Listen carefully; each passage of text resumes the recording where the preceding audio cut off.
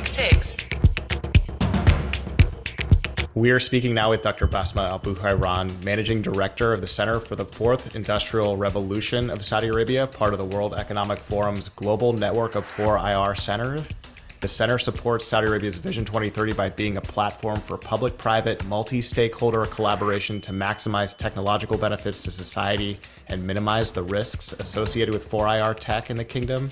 Prior to this role, Dr. Basma was a key advisor and part of the founding team of the Research Development Innovation Authority of Saudi Arabia. She served as Chief Business Development and Events Management Officer at the National Events Center of Saudi Arabia. She also served in various high-level roles at Saudi Arabia's Ministry of Investment and has deep experience setting up greenfield healthcare facilities and operations in Saudi Arabia. And there are several impressive examples of this on her resume. She also has expertise in healthcare transformation, education, and investment development. Dr. Basma, welcome onto the 966. Thanks for joining us. So thank you, Lucien and Richard. It's an honor and pleasure to be with you both here this evening, I guess, where I am, and probably afternoon where you are. Just a point of correction, I am still an advisor. I'm part of the founding team at the Research Development Innovation Authority. So I'm doing two roles at the same time. Well, that was a tremendous introduction, and we can actually stop right now. That's an episode. Yeah, sorry. That's it. Thanks for joining us. No, because it was so impressive, not because it was so long. But so Basma, I always avoid saying old friend, but I always consider an old friend, someone we've known a long time, really enjoyed and been impressed by, and has been a joy to work with whenever possible. We got to visit in Riyadh recently when Lucien and I were there. It was tremendous. Thank you. And there's so many places to begin, but let's start with let's talk with a current, because we want to get to your personal story because it's an interesting one.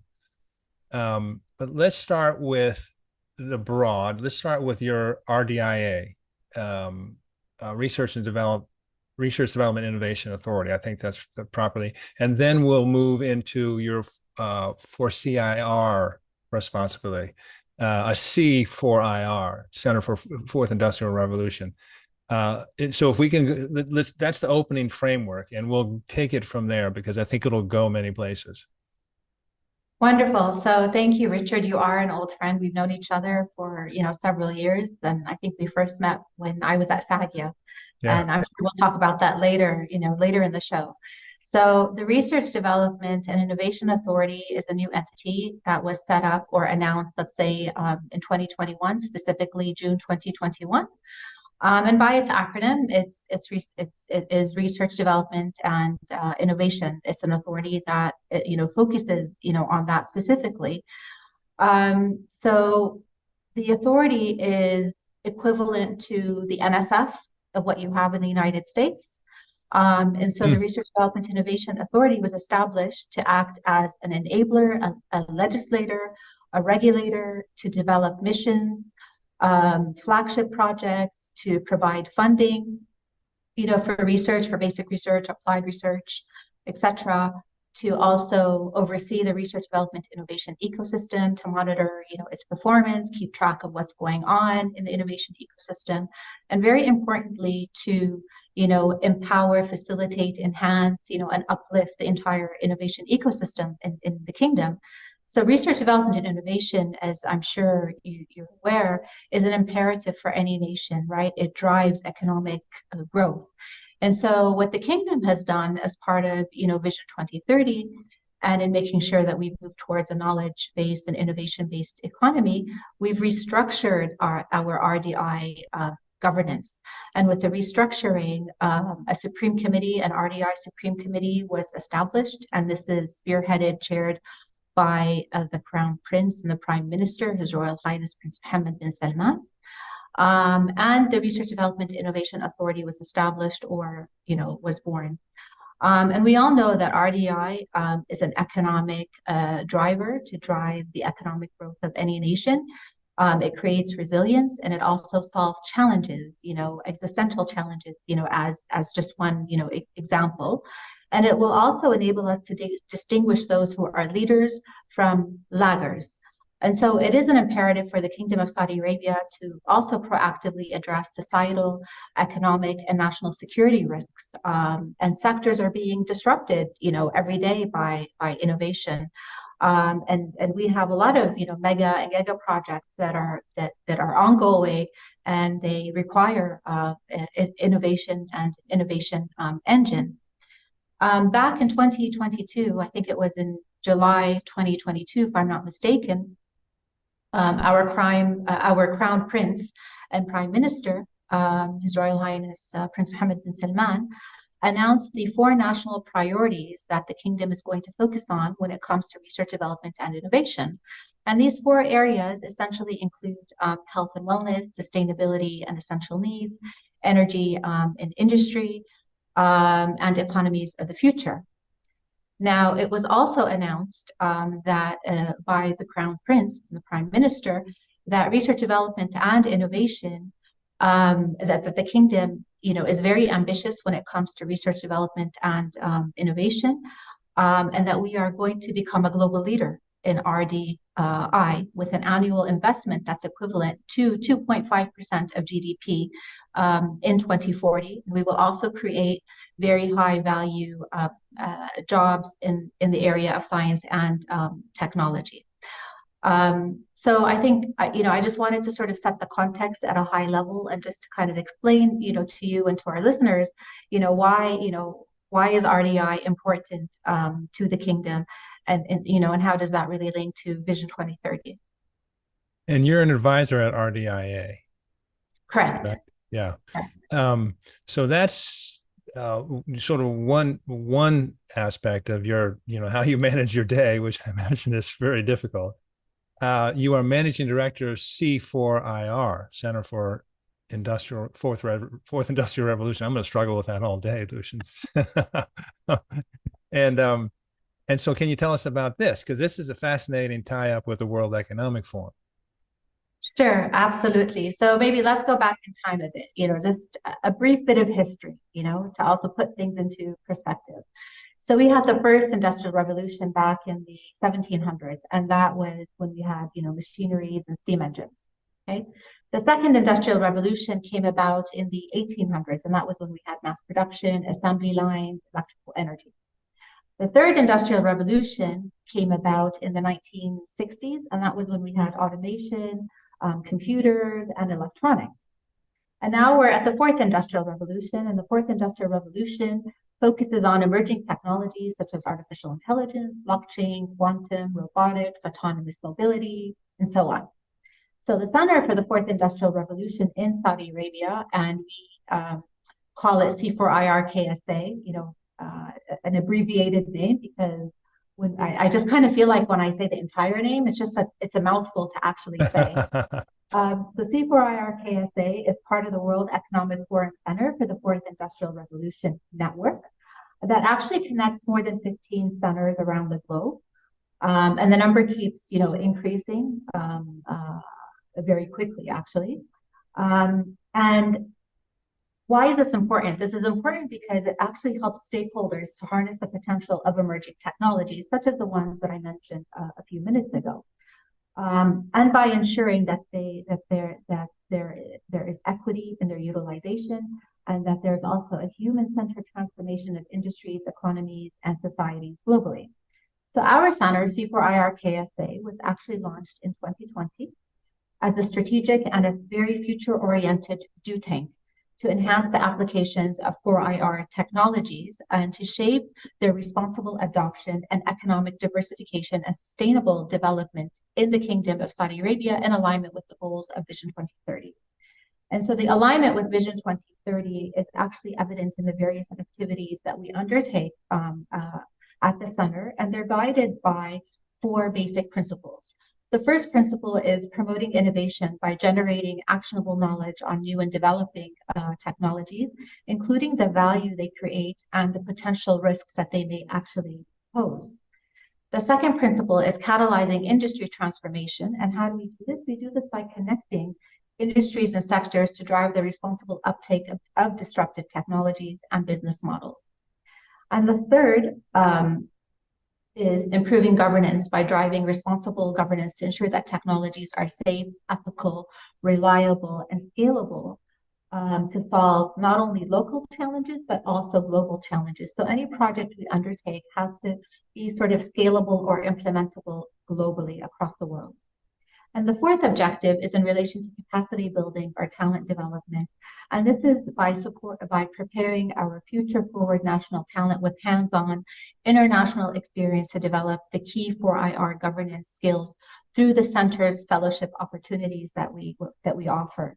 So I guess in a nutshell or in summary, the center is playing a pivotal role in shaping and advancing the implementation in advancing the implementation of Vision 2030 programs by fostering solutions based on collaborations and partnerships that we create amongst the various stakeholders within the ecosystem. And these stakeholders include government, private sector, academic and research institutions, as well as civil society, to implement progressive policies that would allow the harnessing of 4IR technologies.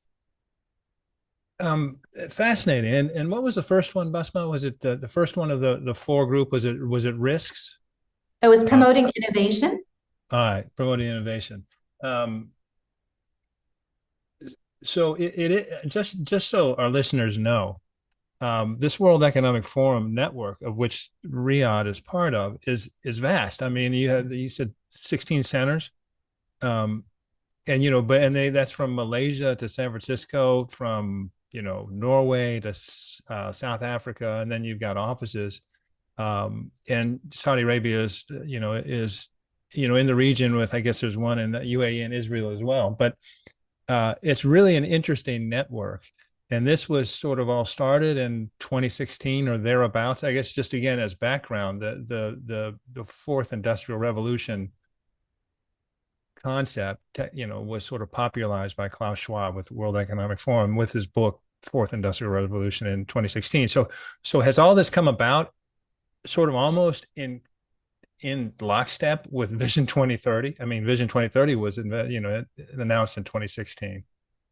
Yeah, so let me just a point to clarify this. Our engagement in relation to the World Economic Forum is, although we're based in Riyadh, but it's for KSA as a whole. So the Center for Fourth Industrial Revolution, KSA, works with the entire nation. We're here, we're here to help or to support KSA. Let's say our center's role is to help KSA in harnessing the adoption of emerging technologies by also ensuring that they're ethical and safe to use, and there's responsible adoption, and that nobody's left behind, and there's inclusivity, right? So everything that the World Economic Forum speaks to and talks about. So I think that's important to note. But we are based in Riyadh. Now, you're absolutely right. The term or the phrasing was coined by Klaus Schwab back in 2016. Vision 2030 was announced in 2016. I can't really speak to the history of, maybe it was just coincidence. I don't know. I think it was. It was probably coincidence. It's like you've got all your ducks in a row, right? And it just, things just sort of maybe worked out very well. I've only been leading the center since June or July of 2022. So I've only been with the center for over a year, I guess 17, 18 months or so, although it seems a bit longer than that.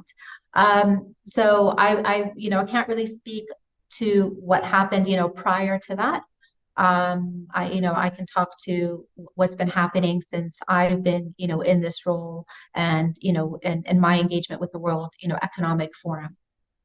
No, I'm sure it was just completely coincidental, but I am fascinated, and this is one of the reasons we were so excited to talk with you, is because developing countries like Saudi Arabia is coming along and is growing, is now becoming middle power, and we saw it last year and had $1 trillion economy. So it's moving along. It's like what is it, 17th largest GDP in the world. So it's a significant economy. But it also has an opportunity here with maybe fewer legacy systems to leapfrog.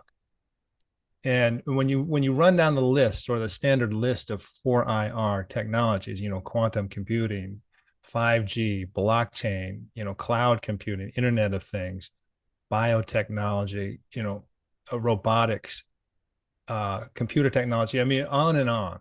AI in particular, AI runs through it. these are things that Saudi Arabia in this moment are trying to leverage to move to a new economy, diversify, and give new opportunities to their population. And it is really fortunate timing in many ways that, one, these technologies are out there. Two, Saudi Arabia as leadership has decided we're going to move very aggressively and and responsibly forward in this path. And let's find a way to move it all together. And some of that all comes together in your office. Can you talk a little bit about how Saudi Arabia is using these technologies to further Vision 2030? Yeah, sure. So they're using them in different ways, and maybe I can put some color to this through, the different projects that we have. Now, we are the only center amongst the more than 15 centers that the forum has, and they are around the world, that has signed up to or is working on 6 projects. Okay. So we're a very, very active center. So the projects that we have include the following. One is IIoT for SMEs, and that is the industrial Internet of Things for SMEs. And in that project, we're focusing on or working on how do we enable SMEs to digitally transform, right? To get them to adopt industrial Internet of Things, because it'll make them more competitive, it'll make them more productive, and it'll be more efficient. So I'm going to interrupt real quickly because you're clearly very conversant with the Washington scene, because the acronyms. IIoT, I know Internet of Things, but for our listeners, IIoT for SMEs, go ahead and work to break that down for us. So industrial Internet for small and medium enterprises. Beautiful. Sorry about that. No, it's okay. Because I only knew it because we talked about it when we were in Riyadh. But if it weren't for that, I'd be wondering, what did she just say? Okay, so apologies for that. So that project we're working with. So for every project, we have a project community, and every project community is comprised of government, private sector, and with private sector in particular, small and medium enterprises, academic research organizations, and civil society. Okay, so for this particular project, our main stakeholder is the Ministry of Industry and Mineral Resources, right? So they're really in the driving seat. We do everything to facilitate, to support. We do some of the heavy lifting. We scope out the project, but all in alignment, all in collaboration with them, right? Because you can't do it alone, and there are already efforts that are underway across the different entities, the different ministries that involve emerging technologies. So we're here to sort of to support them, because we have the ability to also try things out, right? Where we can also suggest things like having like a regulatory sandbox, so to speak, right? Things where you can try things out in. So with the industrial Internet of Things for small and medium enterprises, that project, again, as I mentioned, is focused on how do we get the SMEs to digitally transform? How do we do this? The government has already developed different sort of programs for small and medium enterprises to help them move towards this digital transformation. We've developed a publication, a community paper many months ago that talks about these case studies, right? And we've presented that. That's been presented to the global audience as well, for others to know what we're doing in KSA. And what is it that we're doing to help SMEs digitally transform? We just recently published a C4IR use case guide that has 26 use cases that focus on the industrial Internet of Things for SMEs. And that the purpose of that guide, again, is to create awareness, to raise the knowledge and the awareness that these SMEs have, to enable them to digitally transform. And these use cases were, they were put together in this guidebook from the different stakeholders and partners that we're working with that are part of this project. What is the end result of this project going to be? The end result of this project is going to be to suggest a regulatory framework or a framework that encompasses several parameters or elements that ought to be considered, or for government as they move forward in developing policies to enable the digital transformation of small and medium enterprises. So we don't develop policies per se, but we co-create and we co-design with our stakeholders. What would this regulatory framework look like? What are the different elements that it should encompass for when a policy will be developed or a legislation would be developed, that it would take that framework into consideration. And then that framework could be scalable, could be looked at by other nations. So in our project for the Industrial Internet of Things for SMEs, we are anchored with C4IR Brazil. So what does that mean? This means that this project was already started by Brazil, by that C4IR center. They have learnings that we've learned from. They've developed a framework. They've done it in, I think it was 1 or 2 sectors. We're looking at IIoT across many sectors, not just one sector. So obviously, the context is different, but there are learnings that we've learned from. And so we're building on that. So I hope that just sort of makes sense. That gives, more color. In another project that we have, and this is still under scope, it's an early stage project. We're looking at the adoption of heavy lifting drones. And a heavy lifting drone is anything that that is over 25 kgs. It carries anything over 25 kg. So what regulations do we need to enable the adoption of heavy lifting drones, in KSA? And so this project aims to actually propose a regulatory framework for the adoption and utilization of heavy lifting drone delivery, and to have that be integrated into, the national airspace. And we've seen that there is a lot of interest from different companies that are in Saudi Arabia. A couple are, working in NEOM, and that's public knowledge, that, want to be engaged in this area. But we need to enable them. And that's where the role of C4IR comes in, is to work with our stakeholders in co-creating, co-designing these regulatory frameworks. And because we're part of the World Economic Forum, a broader network, and the Center of Industrial Revolution network, we're able to also gather best practices and global learnings from the rest of the network. And that was 2. You said there were. There's 6. I just gave you 2, so we have another.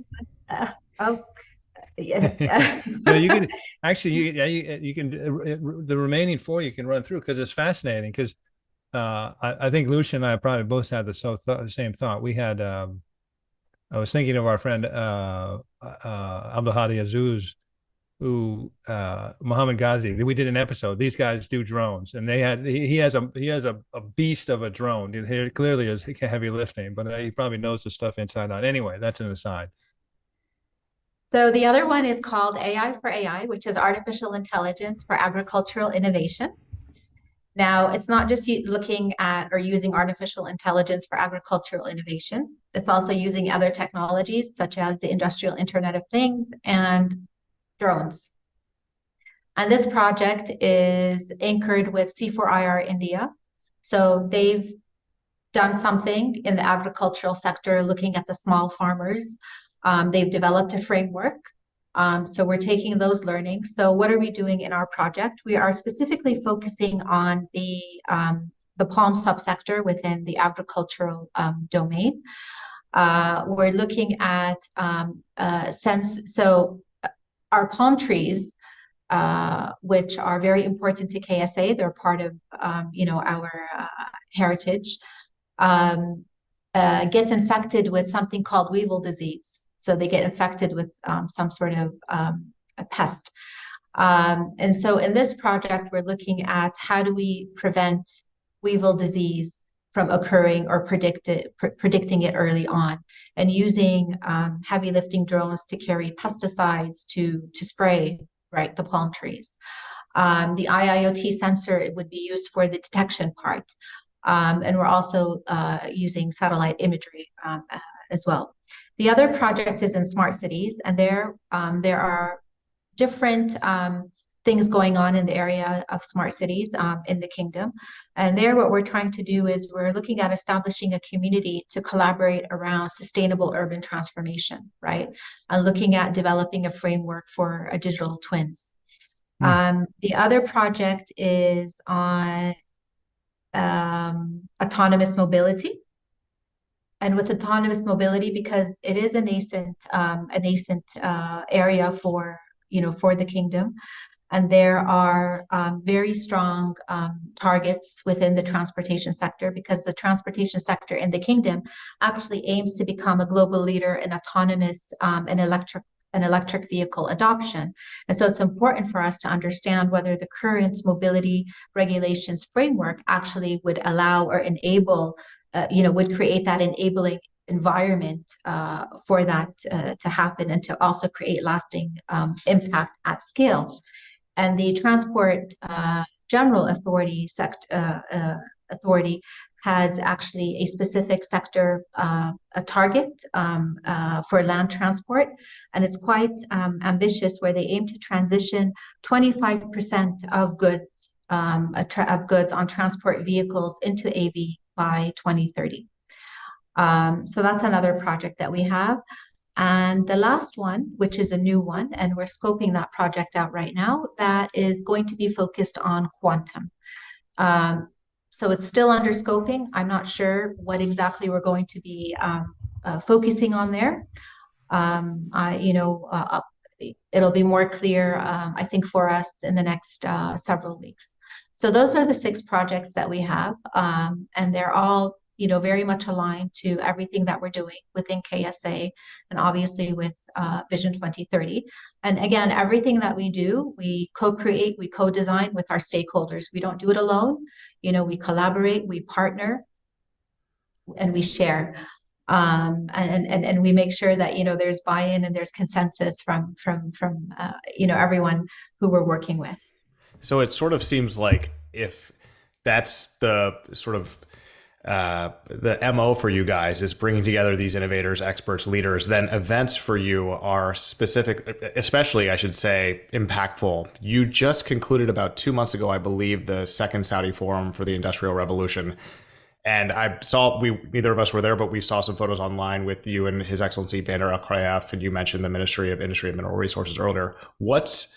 How do you build on those events year to year? And tell us a little bit about that event specifically. So that was the second event for the center. The first event, I believe, was a hybrid, physical and virtual. This was completely a physical event, but we had actually, believe it or not, more, I think, attendees online than we did in person.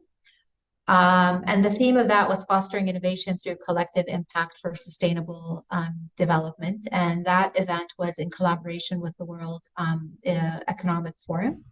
So it was co-branded with them. And it was a successful event.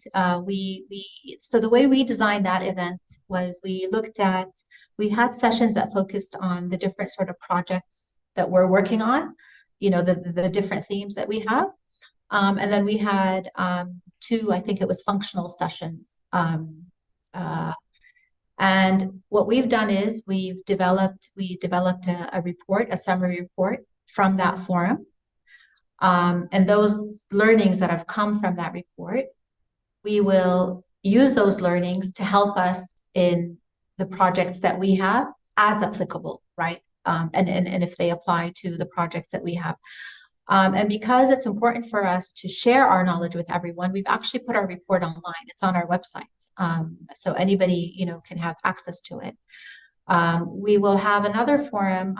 We haven't decided when we're going to have the next forum, but the next forum will be a level, it will be a level higher than what we had now. And obviously there were, learnings from that, from the forum that we had, in terms of, what should the next sort of forum look like? What should we bring into the forum? Should we have, innovators, for instance, or an exhibit, or, should we bring in, different sort of sessions? We haven't discussed any of these things yet.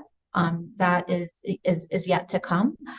But I think very importantly, what helped us, I think what was fruitful about this forum is that it brought together different stakeholders to together. It also created more awareness about the center because not many people really knew about the center.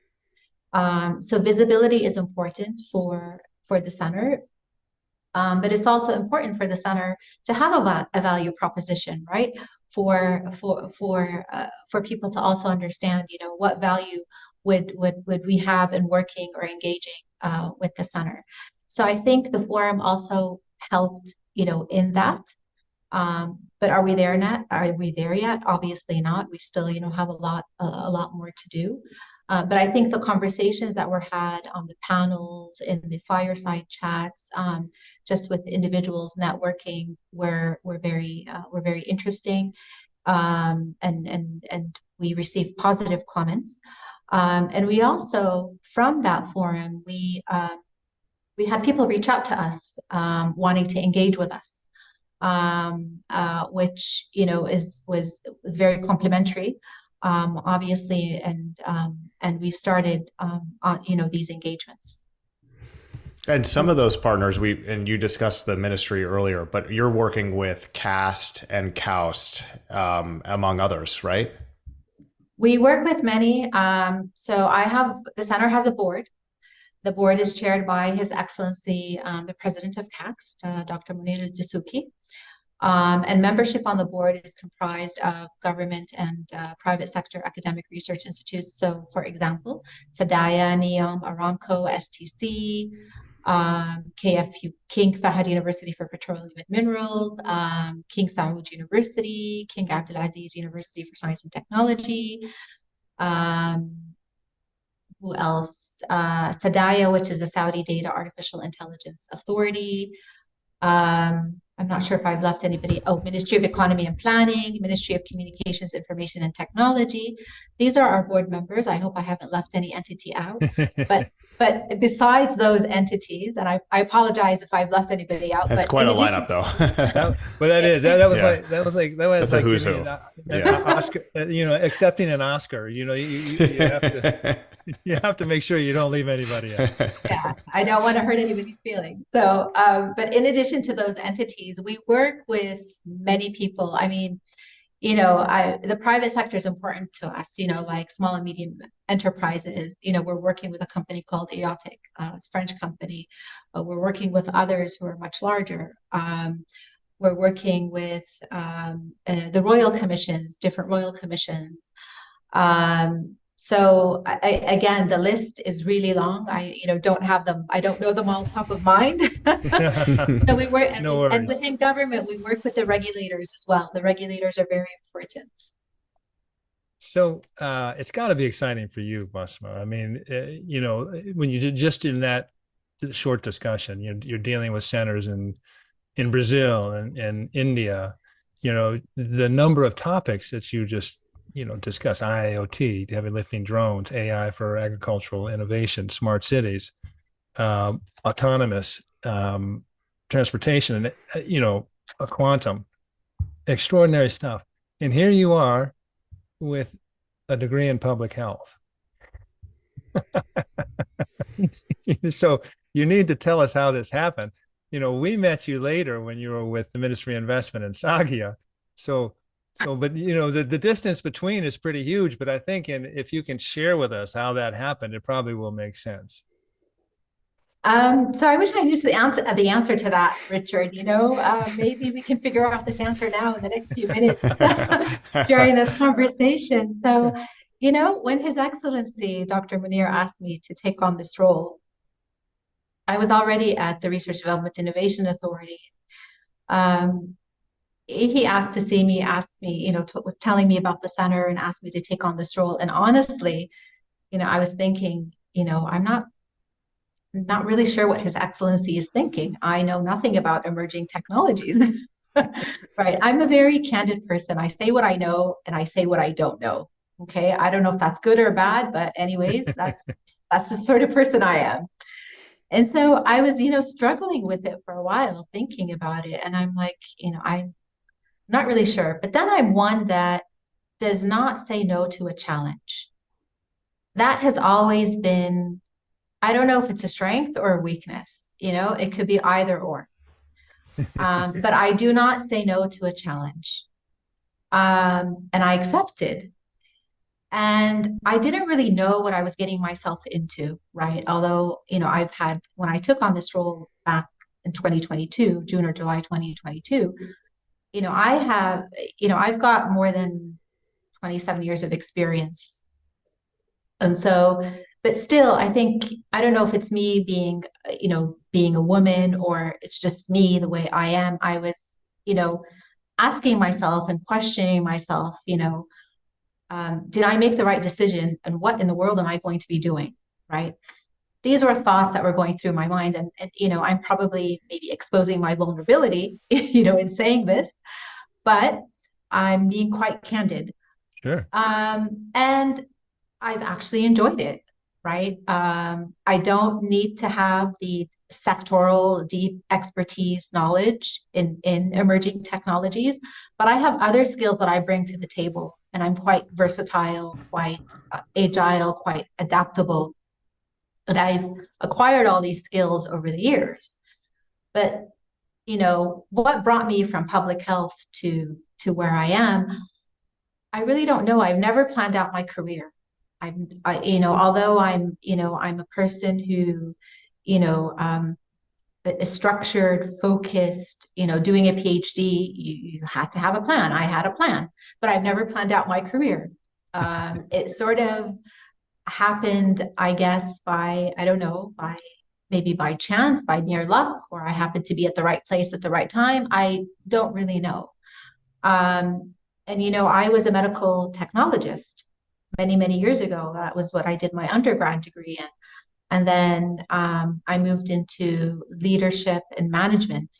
I was operations administrator for the Department of Pathology and Laboratory Medicine.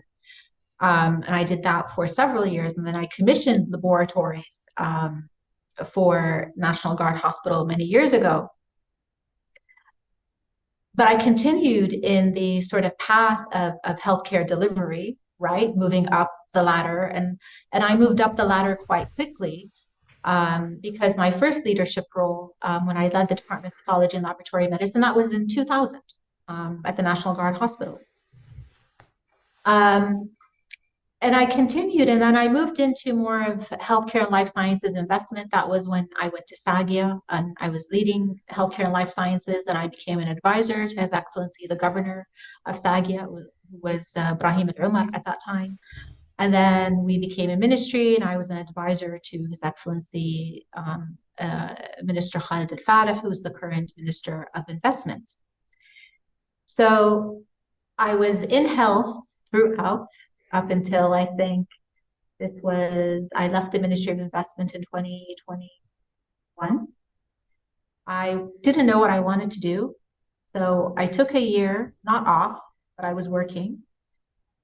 But I worked in events. Now you're probably going to ask me, health, events? There's no correlation. No, it does. There is no correlation. But again, I think it goes back to my skill set, the things that I've acquired in terms of, leadership, in terms of being versatile, in terms of being agile, and just me being adaptable and open and receptive to doing new things. Again, there are challenges, right? Events. I was at the National Events Center. I was the head of events management and the head of business development. It's very interesting. I had interesting clients like WWE, right? And I, had other interesting, clients who I worked with as well. And I think people who know me really well will say, Basma, events, there's something wrong, there's just something not right about this picture. But I enjoyed it nonetheless, right? And then I joined the Research Development Innovation Authority thereafter. But I think, when I reflect on my childhood, I was always a person that wanted to stretch my limits. And to me, the impossible was possible. And I'll give you an example of what I mean. So I grew up watching The Bionic Woman and Wonder Woman. Okay. And the Bionic Woman, has superpowers and she can jump and she can not fly, but she can jump really high. She can, she takes out the bad guys and stuff. So I used to, as a child, I grew up in California, used to stand at the stairs of our kind of our family room. So there were steps that would take you to the garden, to the backyard. And I would stand at the top and I would remember, raising my arms up and down, exactly like Bionic Woman, right? Lindsay Wagner. Lindsay Wagner, I think. Yeah, I remember her name. Okay. And I would jump down and I would think, wow, I'm Bionic Woman. And then I do the same thing. I'd be at the bottom of the steps and I'd, lift my arms, and I do exactly what she would do. And I would jump back up. Would you make the sound effect? No, I didn't make the sound effect. And then Wonder Woman, I twirl around thinking, I'm going to get into my costume like Wonder Woman. Obviously, I didn't get into my costume like Wonder Woman, right? But, as a child, I don't think I realized that was part of, those were characteristics that there were, I think, traits or attributes that I had as an individual in terms of being bold, being ambitious, right? Nothing is impossible. And I only realized that as an adult, obviously, as a child, to me, I was just having fun somehow, pretending that I was Wonder Woman and Bionic Woman. So I think a lot of, things that I've done in my career and they've been out of my comfort zone.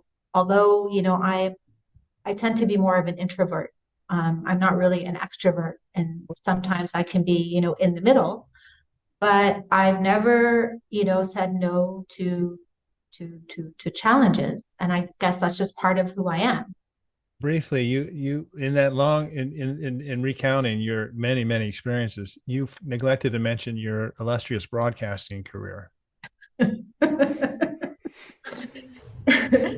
So yes, I was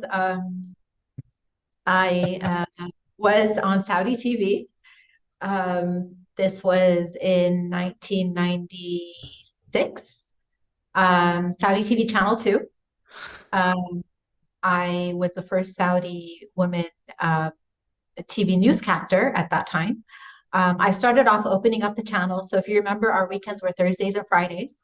Yeah. So on the weekend, on Thursday, I think it was, I would spend, I don't know how many hours at the television station, Saudi television station. But I would open the channel and do news and brief. It was all live. And then I just became the news. I used to do the news in English, the 8 p.m. news. I think it was twice or 3 times a week. I can't remember now how many times a week. And my last appearance was just before I went to Brown to do my first master's, which was in January 1997. But it was just a hobby, I was never trained, just a hobby. But yes, that was many light years ago. Well, that's amazing. It is fun. So we had, Dr. Mahmoud Khan, who was CEO of the Global Health Span Summit, and you're familiar with that. We were there, and this is in parallel to you. He's so much more than an academic. He's a spokesman. He's a marketing guru. He's an engaging, personable, representative of the initiative. I mean, and likewise with you. I mean, what you're trying to do is so much more than emerging technologies. And the job couldn't be done by someone who was, for lack of a better word, just, fully immersed in only that. Yeah. I mean, the requirements in terms of policy development, management, events, coordination, engaging with people from all over the world, as well as people throughout many sectors. I mean, just look at your board. academic and institutions and ministries throughout the Saudi Arabia. So, if you look at it in that context, you're perfectly suited for this job. Well, thank you, Richard. I mean, I enjoy what I do. I really do. I enjoy engaging with the national and the global community. I believe I'm a great spokesperson, or I'm a great ambassador, let's say, great ambassador for, for KSA and for what we're doing, in relation to Vision 2030. And it's just very exhilarating. I find I've always been a very I think dependable and responsible person, when it comes to work and career. And very motivated. I tend to motivate myself. I don't need, others to motivate me. And I think if you're committed to what you're doing and you have that dedication, and you get a kick out of it, and I guess I do, somehow you do get a kick out of it. But I think more importantly, I like to help others. And I've done that along, my career. And I think it's just nice when you hear someone, thanking you for something that you've done that you've actually forgotten about, and I've had that, I think, countless times. But I think, the best is hopefully yet to come, for all of us. Dr. Basma, one more question before we close here. So you mentioned that the center is in Riyadh. Where is it located in Riyadh? Is it in CAST, the CAST campus? And I asked because I visited a few weeks ago, and CAST looks like it has had a huge steroid injection right into it. There's a brand new huge building. They've got the garage that's now been set up. There's a whole new energy over there. I mean, where is that? Where's your office? Where is it? And is it in CAST? Because I know that that's sort of like a new hub for this stuff now.